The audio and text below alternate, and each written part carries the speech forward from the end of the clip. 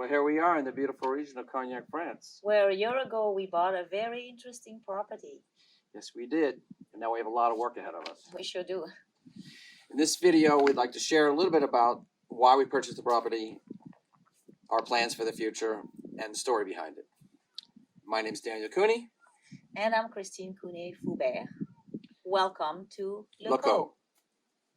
So the property we purchased is actually part of a former vineyard farming compound known as leCoq. It is divided in 3 parts, and we're now the proud owners of the front part. This particular property is located on a small hill, or C-O-T, as it is known in French. And we're located just outside of a Grand Champagne village known as Juillet-le-Coq. So Christine, why did we finally decide to purchase a property here in the Cognac region of France? Well, I can think of a few reasons, but one of them is because my family is from around here, from La Rochelle, where I am from. And another reason is because we are importers of French spirits in the US, and we have quite a few suppliers in the region of Cognac that we need to come and visit as often as we can. And, well, we love Cognac. True. We always have been coming to France, actually, ever since we were married. True. But we always stayed at your mom's house. Yes. And sadly, 3 summers ago, my mom passed away, kind of unexpectedly. But when that happened, you and I decided to start looking for a property in the region. And we wanted some place to grow, some place with open space, so we could actually be near some of our suppliers. And also, we wanted to start again doing some workshops, art workshops and retreats, like you used to do 7 years ago, several times in Aubertin-sur-Dronne. Right. So that's when we started to look for a place that had room to grow, a fixer-upper, as it were, a place we could grow into, right? Mm-hmm. And with our 2 sons, we looked at over a dozen places in the region. 14 exactly, yeah. Yeah, 14. Mm-hmm. And then finally, I guess we all decided, well, this must be the place. Bienvenue à Coq. Oko. There are a total of 10 stone structures located on our portion of leCoq. While we believe this particular site had human habitation for hundreds, if not thousands of years, most of the buildings have dates that indicate the compound was rebuilt or renovated around 1910, and that the vineyard surrounding the property has been producing grapes at least since the 12th century. And it can be a bit overwhelming sometimes to think of all the history that came before us here. And even more overwhelming to think about all the work we need to complete if we expect to match our vision of this place. So let's take a look at these buildings. We call this the gatehouse. Actually, in Charente, we call it the Charentais porch. So this is a barn. It's open on both ends, and we call it the grange. And we kind of use it as a drive-through garage to turn our car around. For now. So this is a closed barn that we use in one of the bigger buildings on the property. And it actually used to be a barn where wine barrels were stored. So it is a chai, and we call it the chai, C-H-A-I.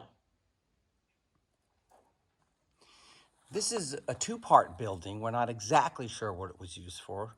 We believe they changed oil in there and maybe parked tractors on one part of it. And the other part, I think they use it as a laundry.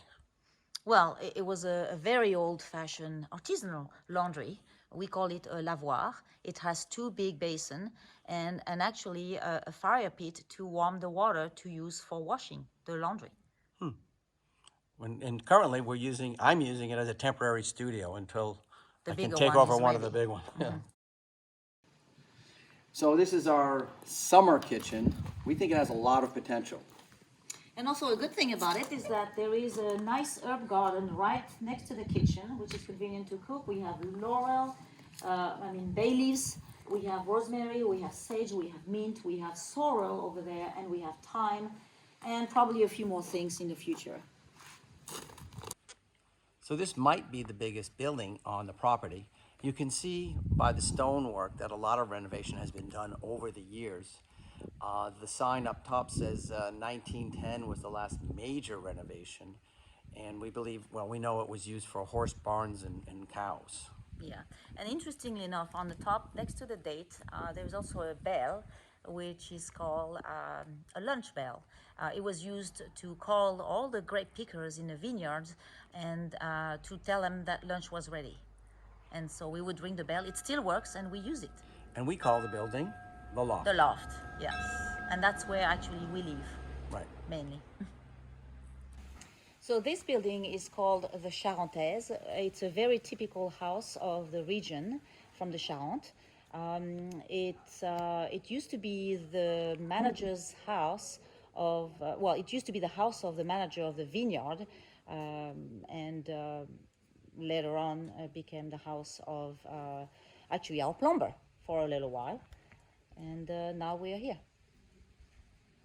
So here we call this house les vendangeuses.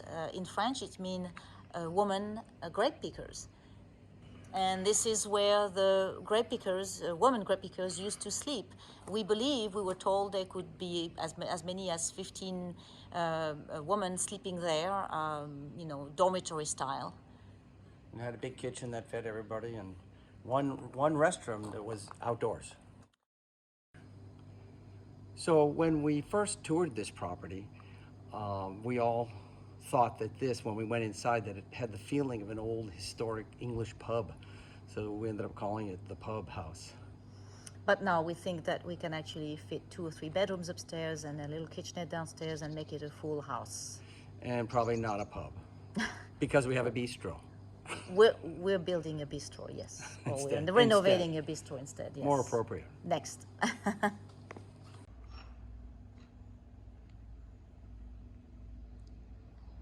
So far, we can say this is one of our favorite views from our property, right over the vines, and we enjoy beautiful, beautiful sunsets from here. So we are very excited about this part, this building in particular. We call it the bistro. It used to be called the atelier, which means a workshop, because it was a workshop, used as a workshop. And recently we actually got it all out to create an opening between this building, the bistro, and the loft with a beautiful stone arch. Right, and we're going to add a mezzanine and 2 bedrooms. Both of them are going to have a little window and a walkway, with possibly a circular stairs. That's the plan. And a nice bar downstairs. And and a bar, which will be the bistro, poolside bistro. That's the dream. We'll see. A lot of work still to do. Oh, and this little, we used to be a Turkish toilet for all the girls at the Vendangeuses. We'll have a new shower and bathroom. And finally, the smallest building, if you can call it that, is the water collection tower. This is where everyone likes to be at the end of the day to watch the beautiful sunsets. It's not a very attractive building right now, but we think it has great potential. So we are imagining several different options on how to renovate it. Here are some of the designs so far.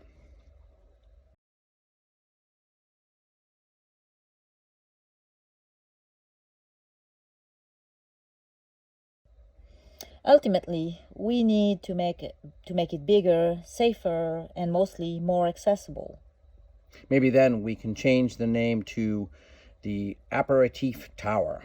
Ooh, that sounds very good. That's the end of the tour for now. Next time, we'll try to focus on the interior space. Thanks for watching.